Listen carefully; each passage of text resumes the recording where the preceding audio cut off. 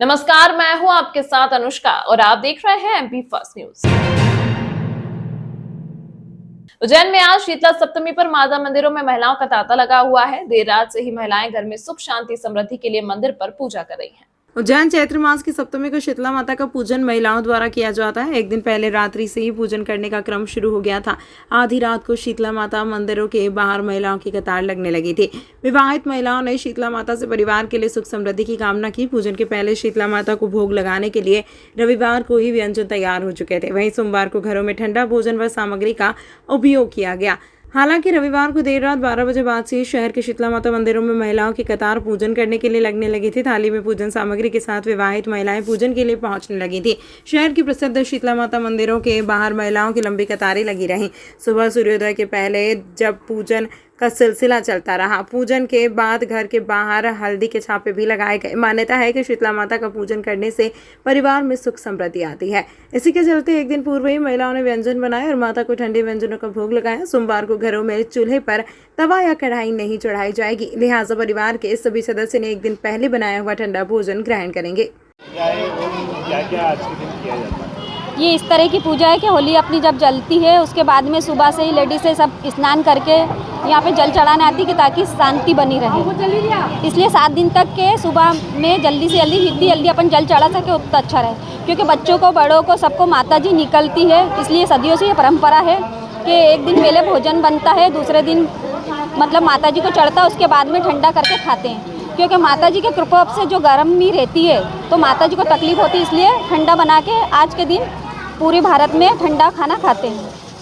और इसीलिए मतलब कि जब भी शादी ब्याह जो भी होता है, कुछ भी होता है, तो जो 36 करोड़ देवता होते हैं शामिल, उसके पहले माता जी की पूजन की जाती है। जो आपने देखा ही होगा हिंदू धर्म में कि पहले शीतला माता पूजी जाती है, वो इसी प्रकार से पूजी जाती है। क्योंकि अपने कास्ट वाले जो हिंदू हैं वो सब भी पूछते हैं, पर अदर कास्ट के भी इसको मानते हैं। क्योंकि अधिकतर बच्चे वगैरह जो पेरेलेस वगैरह जो होता है, जिनको माता जी निकलती, जो नेम नहीं रखता है उनके लिए वो अंधा बेरा ढूंढा जो भी जैसा भी होता है, वो इसलिए हर कोई इंसान आज के लिए माता जी से शांति सुकून की प्रार्थना करते हैं कि ताकि सबको सुकून से रहे। आप कितने सालों से पूजा करने आ रहे हैं? मैं यहाँ पे कम से कम मेरे को 30 साल हो गए हैं। क्या नाम है? मेरा संतोष मालविया। शिप्रा नदी में बार बार प्रदूषित कान्ह नदी का पानी मिलने से जल प्रदाय व्यवस्था में आ रहे व्यवधानों से शहर की पेयजल व्यवस्था बाधित हो रही है। इसके कारण प्रतिदिन जल प्रदाय में शहर की संपूर्ण टंकियों को एक साथ भरने में आ रही है समस्या। इसके कारण प्रतिदिन जल प्रदाय में शहर की संपूर्ण टंकियों को एक साथ भरने में आ रही समस्या के दृष्टिगत तथा ग्रीष्म ऋतु में शहर वासियों को पर्याप्त रूप से पेयजल उपलब्ध कराने हेतु 31 मार्च को आयुक्त नगर पालिका निगम उज्जैन एवं विभागीय अधिकारियों द्वारा की गई पेयजल समीक्षा में यह निर्णय लिया गया है कि आज से संपूर्ण शहर में प्रतिदिन के स्थान पर एक दिन छोड़कर जल प्रदाय किया जाएगा। इस क्रम में आज सोमवार को उज्जैन उत्तर क्षेत्र में निर्धारित समय प्रातः 7:30 से 8:30 बजे तक जल प्रदाय किया गया। 2 अप्रैल को उज्जैन दक्षिण क्षेत्र में पूर्व निर्धारित समय अनुसार प्रातः 5:30 से 6:30 बजे तक जल प्रदाय किया जाएगा तथा आगामी आदेश तक इसी क्रम में जल प्रदाय जारी रहेगा। इंदिरा नगर वार्ड क्रमांक 16 को छोड़कर खिलचीपुर और कानीपुरा टंकी तथा वार्ड क्रमांक 2 के डायरेक्ट सप्लाई वाले क्षेत्रों में उज्जैन दक्षिण क्षेत्र के साथ साथ जल प्रदाय किया जाएगा। नागरिकों को होने वाली असुविधा के लिए खेद है। नागरिकों से अपील की जाती है, कृपया सहयोग प्रदान करें। महाकाल मंदिर हरसिद्धि मंदिर के आसपास व्यापार करने वाले हाथ ठेला एवं फुटकर व्यापारी संघ द्वारा नगर निगम मुख्यालय के बाहर बैठकर धरना प्रदर्शन किया। साथ ही आयुक्त नगर निगम एवं बाजार विक्रय समिति अध्यक्ष के नाम अपर आयुक्त को अपनी समस्या भरा ज्ञापन भी सौंपा गया। हाथ ठेला फुटपाथ व्यापारी संघ के अध्यक्ष संजय चौहान एवं मुबारक खान ने जानकारी देते हुए बताया कि नगर निगम द्वारा हरसिद्धि मंदिर और आसपास क्षेत्र में सड़क पर व्यापार व्यवसाय करने वालों की सामग्री जब्त कर ली गई है, जिसको लेकर हाथ ठेला एवं फुटकर व्यापारी संघ द्वारा नगर निगम व्यापार मुख्यालय का घेराव किया गया। साथ ही उन्होंने अपनी मांगों को लेकर अपर आयुक्त को एक ज्ञापन भी सौंपे। फुटपाथ व्यापारियों ने प्रधानमंत्री स्वरोजगार योजना से लोन ले रखा है। 10,000 से लेकर 50,000 तक का लोन ले रखा है, लेकिन नगर निगम द्वारा वहां पर आए दिन हमारा सामान जब्त कर लिया जाता है, जिससे हमें अपना व्यापार करने और घर चलाने में परेशानी होती है। जब भी कोई बड़ा त्यौहार होता है तो हाथ ठेला एवं फुटकर व्यापारी संघ द्वारा अपना काम बंद कर नगर एवं प्रशासन का सहयोग किया जाता है। नगर निगम द्वारा महाकाल मंदिर और हरसिद्धि मंदिर के आसपास 3 जोन बनाए गए हैं, रेड जोन, येलो जोन और ग्रीन जोन, जिसमें व्यापार व्यवसाय करने के लिए ग्रीन जोन व्यापार बनाया गया है, जो कि मंदिर से कुछ दूरी पर है। लेकिन फिर भी नगर निगम के अधिकारी महाकाल मंदिर के सुरक्षा कर्मियों के साथ मिलकर फुटकर व्यापारियों का सामान आए दिन जब्त कर लेते हैं। जिससे वह परेशान हो रहे हैं। व्यापारियों ने कहा कि अगर हम अपना व्यापार व्यवसाय नहीं करेंगे तो हमारी सिविल भी खराब होगी और हमें घर चलाने में भी दिक्कतों का सामना करना पड़ेगा। हमारे पास इसके अलावा और कोई भी काम या धंधा नहीं है। हम सभी लोग हरसिद्धि क्षेत्र, राम मंदिर, नरसिंह घाट, इस क्षेत्र में व्यापार करने वाले लोग हैं और सभी लोगों के मतलब अधिकतर लोगों के पथ विक्रेता के प्रमाण पत्र बने हुए। प्रधानमंत्री स्वनिधि योजना से 10,000, 20,000, 50,000 तक का सिविल क्रेडिट पे लोन है। हम जिस क्षेत्र में बैठे हैं वो क्षेत्र बाजार समिति जो बनी हुई है टाउन वेंडिंग कमेटी 2017 की रूल स्कीम के अनुसार, वह क्षेत्र जो है कि ग्रीन जोन में आता है। नगर निगम ने इसको ग्रीन जोन, येलो जोन और रेड जोन में विभाजित किया है। हम ग्रीन जोन में आते हैं, उसके बावजूद भी नगर निगम की गैंग बिना सूचना के चाहे जब आके हमारा सामान जब्त कर लेती है, ठेले हटा देती है, बदसलूकी से महिलाओं से बात करती है। आए दिन हमें परेशान किया जाता है। हरसिद्धि चौराहे के ऊपर महाकाल मंदिर समिति की जो सुरक्षा गार्ड है उन लोगों ने बैरिकेडिंग कर रखी है, जिसके कारण जयसिंहपुरा व अन्य क्षेत्र के स्थानीय निवासियों को आवागमन में भी परेशानी आती है। पहले ये बैरिकेडिंग अंदर रुद्र भैरव मंदिर के यहाँ थी, अब उस बैरिकेडिंग को हरसिद्धि चौराहे पे ले आए हैं, जिसके कारण यातायात की व्यवस्था खराब होती है। ठेले वाले तो साइड में बैठे हैं मगर बीच रोड में उन्होंने बैरिकेडिंग कर रखी है। इस कारण हम लोगों को बहुत परेशानी आती है। आए दिन हमारा व्यापार बंद करा जाता है और अगर हम रोड पर बैठकर व्यापार नहीं करेंगे तो सरकार ने जो हमको 50,000 तक का लोन दिया है सिविल क्रेडिट पे, वो लोन अदा नहीं करने से हमारा सिविल खराब होगा और एकमात्र हमारे कने रोड पर बैठकर छोटा व्यापार कर अपने परिवार का भरण पोषण करने का जरिया है। इसके अलावा हमारे कने कोई कार्य नहीं है और हमारे शहर में भी कोई इतना बड़ा उद्योग नहीं है जो कि हम लोगों को व्यवसाय दिया जाए। हम सरकार से, नगर निगम प्रशासन से, प्रधानमंत्री महोदय से, मुख्यमंत्री महोदय से मांग करते हैं या तो हमें रोड के किनारे बैठ के व्यापार करने दिया जाए, नहीं तो फिर हम सब लोगों का सर्वे करके हमें महाकाल मंदिर समिति के अंदर नौकरी दी जाए, जो कि हमें स्थायी नौकरी मिलेगी। हम कम से कम वहाँ पर 400 से अधिक लोग थे और हम यहाँ पर उपस्थित हैं। हमने यहाँ पर नगर निगम के उपायुक्त RS मंडलोई साहब को हमारा ज्ञापन दिया है और हमने श्रीमान से मांग करी है कि हम लोगों को वहाँ पर व्यापार करने की अनुमति दी जाए। हम ग्रीन जोन में, हमारे वहाँ पर कंठी माला, फूल, प्रसाद, चाय, नाश्ता, प्रसादी, मतलब जो यात्री बाहर से श्रद्धालु भक्त आते हैं उन लोगों की जो आवश्यकता की चीज़ें रहती है वो हम लोगों द्वारा ही विक्रय की जाती है। शासन प्रशासन द्वारा श्रद्धालु भक्तों के लिए कोई सुविधा नहीं है, वो हम लोगों के द्वारा सुविधा दी जाती है और उसके जो भी सेवा शुल्क के मान से हमें जो मिलता है उससे ही हमारे परिवार की आजीविका चलती है। मेरा नाम संजय सिंह चौहान है, मैं हाट ठेला एवं फुटपाथ व्यापारी संगठन का जिला अध्यक्ष हूँ। उज्जैन सेठी नगर स्थित दशहरा मैदान के पास मैगजीन शाह बाबा की दरगाह पर अवैध टीन शेड का काम रोक, साथ ही वहां पर मौजूद अवैध गैरेज के अतिक्रमण को हटाने की कार्रवाई नगर निगम द्वारा की गई। उज्जैन में नगर निगम की टीम द्वारा दशहरा मैदान स्थित मैगजीन शाह बाबा की दरगाह के बाहर अवैध 3 सेट के निर्माण को तोड़ने की कार्रवाई की गई। साथ ही दरगाह के बाहर संचालित हो रहे अवैध गैराज के अतिक्रमण को भी जेसीबी के माध्यम से हटाया गया। आपको बता दें कि हिंदूवादी संगठनों द्वारा लगातार दरगाह पर हो रहे अतिक्रमण को लेकर निगम को शिकायत की जा रही थी, जिसके चलते आज निगम की टीम जेसीबी लेकर मौके पर पहुंची और पुलिस बल की मौजूदगी में अतिक्रमण हटाने की कार्यवाही की गई। यहाँ पर अवैध अतिरिक्त निर्माण की शिकायत मिली थी जो 2-3 दिन पहले हुआ था, तो उसके क्रम में हम यहाँ पे आए तो अतिरिक्त जो अवैध निर्माण था उसको हटाया गया है। कितना निर्माण था और किस जगह पर ये? यहाँ पर 8 कॉलम इन्होंने खड़े कर लिए थे जो उसमें और शेड डालने की तैयारी थी, तो जिस शिकायत मिलने पर हमारे द्वारा कार्रवाई की गई। कौन सी मस्जिद है, क्या स्थान है? ये मैगजीन शाह बाबा की मस्जिद है, दरगाह है और पास में गुमटी का भी अवैध अतिक्रमण था वो भी हटाया जा रहा है पास में, और इनकी बिना परमिशन से इनके द्वारा कार्रवाई की गई थी। आपका नाम है? राजकुमार राठौर, भवन अधिकारी, जोन क्रमांक 4। देवास रोड स्थित शर्मा परिसर में पेंशनर्स एसोसिएशन उज्जैन का वार्षिक अधिवेशन एवं स्नेह सम्मेलन आयोजित हुआ। सम्मेलन में प्रदेश के बड़वानी, छिंदवाड़ा, पांडुर्ना, बैतूल, ग्वालियर, भोपाल, इंदौर, रतलाम, मंदसौर, नीमच, धार, बदनावर आदि के 375 पेंशनर्स ने सदस्यों ने भाग लिया। पेंशनर्स एसोसिएशन उज्जैन एक गैर राजनीतिक संगठन है। समारोह के द्वितीय सत्र में एसोसिएशन के पदाधिकारी ने एक परिचर्चा की, जिसमें नियमानुसार कानूनी रूप से वाजिब हकों को प्राप्त करने के लिए चुनावी गतिविधियों की समाप्ति के पश्चात राज्य शासन से चर्चा कर सेवानिवृत्त कर्मियों के जायज हितों और लाभ के लिए प्रयास किए जाएंगे। कार्यक्रम में अतिथि द्वारा इंजीनियर AD अयाची ने भी उद्बोधन किया। परिचर्चा में प्रांतीय अध्यक्ष श्री जायसवाल ने सेवानिवृत्त कर्मियों के वंचित लाभ और हितों के बारे में अपने विचार व्यक्त किए। इस अवसर पर 75 वर्षीय यशस्वी जीवन काल पूर्ण करने वाले 16 सेवानिवृत्त कर्मियों का शॉल श्रीफल से सम्मान किया गया। कार्यक्रम के अंत में दिवंगत सेवानिवृत्त कर्मियों को श्रद्धापूर्वक याद कर श्रद्धांजलि दी गई।